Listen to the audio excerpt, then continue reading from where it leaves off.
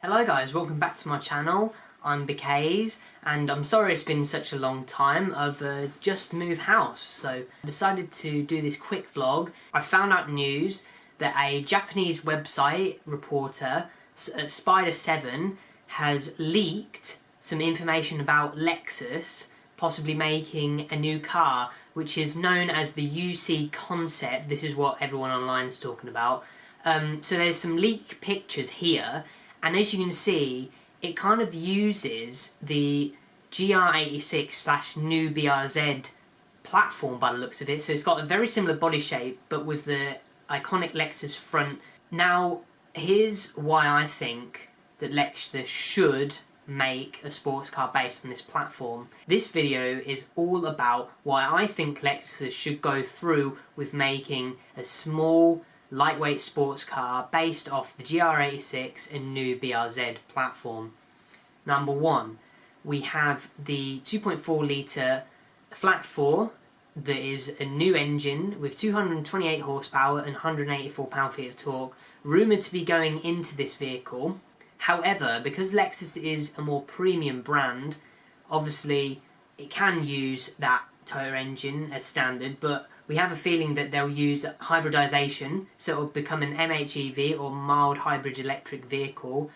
And within that hybrid, what would be nice to see is, number one, a better power output and torque output too. Number two, better fuel economy. And it's expected that the GR86 in the UK will be listed at £28,000 at retail price as a bare minimum. I have a feeling if Lexus introduces this to the lineup with a hybrid, it could be between £35,000 and £40,000. What would be very interesting to see is if Lexus decide to really overhaul this, and obviously no implementation of turbochargers, is going to be no turbo lag, but I would like the hybrid to basically make an extra 80 horsepower, maybe an extra 50 to 100 pound-feet of torque, which brings the figure nicely up to 300 horsepower and about 250 to 280 pound-feet of torque. That would be absolutely mad if they was able to do that. It's still rumoured yet, so who knows what's actually going to happen. But that's just my take on it, and I think that would provide a lot of benefits to Lexus, because obviously the internal combustion engine is slowly going away in the forthcoming years, and I think that they should be brought out to their fullest potential in terms of fun, dynamic cars. It'll bring attention to the brand, number two. It will sort of be like a minor halo car, if that makes sense. Obviously, with stuff in the past like the Lexus LFA, that was a massive halo car. However, it was so expensive that no one could afford it, and also it was a passion project as well. So not only could no one afford to buy it because it was so expensive, and those who could would also stow them away, they basically lost money on each one. I think it was like £50,000 to £100,000 per Lexus LFA sold. But with this one, it's a way more affordable thing. It would probably be a tenth of the price. I do think it doesn't look as nice as the GR86 and BRZ in terms of looks. Proportion-wise, it should be roughly the same, but you could imagine that the Lexus interior might be a bit more premium, use better materials, also maybe even borrow the Toyota infotainment system. And you're also going to spec stuff such as adaptive cruise control, lane keep assist, blind spot monitoring, and also smart eco modes and stuff like that, as well as a race mode and dedicated things. You would expect leagues and leagues above in terms of interior quality and materials, and maybe even reliability and usability as well.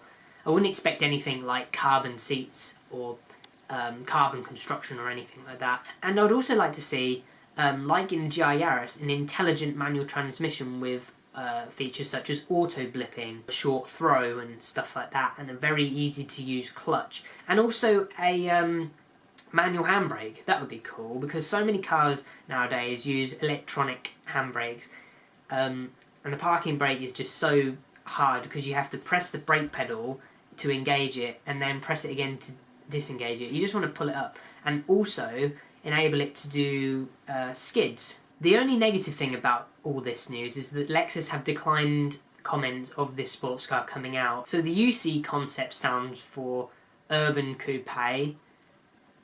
So it will sit itself firmly between like the IS line of cars and also the LC, like the LC 500 and 500H. So I would imagine that an manual transmission would be there as standard as well as an automatic. They might not use directly the same as Toyota. They might develop their own new automatic for this. It could be like a 7 or 8 speed box. No, I wouldn't like to see anything like the 10 speed. That's a bit overkill, to be honest.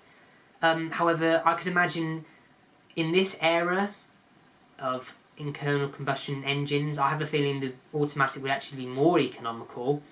And if the hybrid motor can actually deliver a decent amount of range, say like 30 or 40 miles, we could probably see the economy figures turn from maybe 30 to 35 miles to the gallon, Imperial, to maybe 35 to 45, depending on your style of driving. Knowing that it's a Lexus, I have a feeling that the curb weight of this car will be quite a bit more, especially given all the electronics in it as well. Using parts from Toyota and the reputation of them being very safe cars, they're going to use a lot of airbags in this. They're going to have more reinforcement, maybe even more sound deadening actually, because it is a Lexus after all.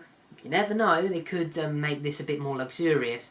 I have a feeling if they make it weigh above 1350 kilograms, as we know that the GR86 weighs about 1270 from reports, if they make it above that, a little bit above that, I wouldn't be surprised, but anything above 1350 would be quite a bit hefty for the style of car it is. But then again, the added power could offset that. So with this news, if this is official and it does come out later on this year, I'll obviously update you guys on any news.